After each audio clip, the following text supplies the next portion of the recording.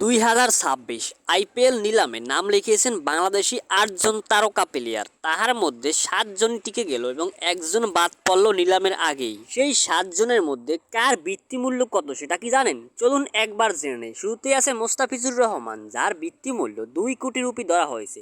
2 নম্বরে তাসকিন আহমেদ, যার বৃত্তিমূল্য 75 রুপি। এই লিস্টে 3 নাম্বার রয়েছে রিশাদ হোসেন, যার বৃত্তিমূল্য 75 লক্ষ রুপি। 4 নম্বরে নাহিদ রানা, যার বৃত্তিমূল্য 75 লাখ রুপি। 5 নম্বরে শরীফুল ইসলাম, তারও বৃত্তিমূল্য 75 লাখ রুপি। এবং 6 নম্বরে রাকিবুল হাসান, যার বৃত্তিমূল্য 30 লাখ রুপি। এবং সর্বশেষ 7 নম্বরে আছে তানজিম হাসান সাকিব, যার বৃত্তিমূল্য ধরা হয়েছে 75 লাখ রুপি। এবং যেই একজন বাদ পড়ছে সেই একজনকে, সেটা কি আসলে জানেন?